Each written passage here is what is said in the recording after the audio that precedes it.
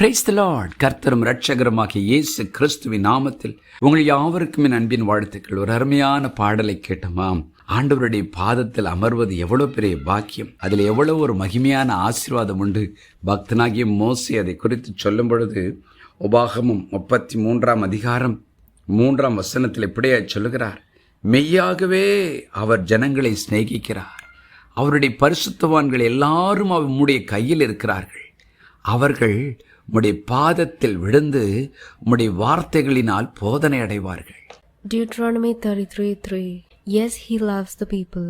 All his saints are in your hand. They sit down at your feet. Everyone receives your words. பாருங்கள், அவர் பாதத்தில் நாம் தங்கும் போதெல்லாம், பாதத்தில் நாம் விழுந்து கிடக்கும் போதெல்லாம் அவருடைய சத்தியத்தை நமக்கு போதிப்பாரா? அவருடைய பரிசுத்தவான்கள் அவருடைய கரத்தில் இருக்கிறார்களா? எத்தனை பெரிய பாக்கியம். வேதத்திலும் கூட தேவன் மனிதனாய் பூமியில் உலாவின பொழுது மரியாள் என்ற ஒரு மகள் இயேசுவின் பாதத்தென்றே உட்கார்ந்து அவருடைய போதனைகளை கேட்டுக்கொண்டிருந்தாளாம். லூக்கா எழுதின சுவிசேஷம் 10 அதிகாரம் 39 இப்படியாய் சொல்கிறது, அவளுக்கு மரியாள் என்னப்பட்ட ஒரு சகோதரி இருந்தாள். அவள் இயேசுவின் பாதத்தருகே உட்கார்ந்து அவருடைய வசனத்தை கேட்டுக்கொண்டிருந்தாள். 42 இயேசு சொல்கிறார், அவளை குறித்து ஒரு சாட்சி, தேவையானது ஒன்றே, மரியாள் தன்னை விட்டு எடுபடாத நல்ல பங்கை தெரிந்து கொண்டாள் என்றார். Luke 10:39 and 42. And she had a sister called Mary, who also sat at Jesus' feet and heard his word. Jesus said, but one thing is needed, and Mary has chosen that good part, which will not be taken away from her. ஆம் பிரியமானவர்களே, அவருடைய பாதத்தில் உட்கார்ந்திருக்கிற தேவ பிள்ளைகளுக்கு தேவன் கொடுக்கிற சாட்சி என்ன? தேவையானது ஒன்றே, அதை அவர்கள் தெரிந்து கொண்டார்கள்.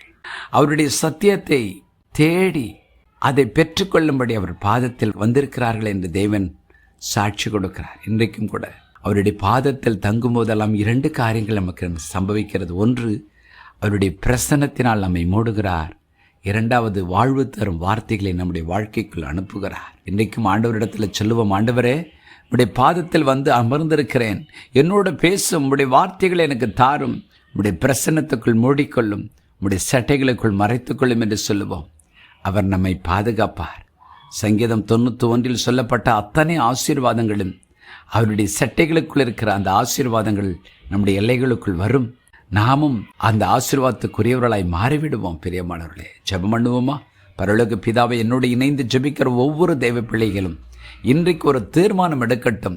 நேரம் கிடைக்கும் போதெல்லாம் உடைய பாதத்தில் விழுந்து கிடக்கிற, நேரம் கிடைத்தாலும் கிடைக்காவிட்டாலும் உடைய பாதத்தில் விழுந்து கிடக்கிற ஒரு அனுபவத்தை தாரும். உடைய பாதத்தில் உடைய பிரசன்னத்தை அனுபவிக்கும் பாக்கியம் உண்டல்லவா? உடைய பாதத்தில் வாழ்வு தரும் வார்த்தைகள் எங்களுக்கு வரும் அல்லவா? உடைய பாதத்தில் ஒரு பெரிய பாதுகாப்பு இருக்கிறது அல்லவா? மோசே சொன்னாரே, ஆமாண்டவரே, அப்படியே மரியாளும் உடைய பாதத்தில் உடைய பிரசன்னத்தை அனுபவித்த தேவனிடத்தில் சாட்சி பெற்றாலே, எங்கள் வாழ்க்கையும் உடைய பாதத்தில் காத்திருக்கிற ஒரு குவாலிட்டி டைம் நிறைந்த ஒரு வாழ்க்கையாக இருக்கட்டும். உம்முடைய வார்த்தைக்காக நாங்கள் காத்திருக்க, உம்முடைய பிரசன்னத்தை அனுபவிக்க எங்கள் ஒவ்வொருக்கும் விருப்பத்தையும் கிருபையும் தார். இயேசுவின் நாமத்தில் பிதாவே, ஆமென்.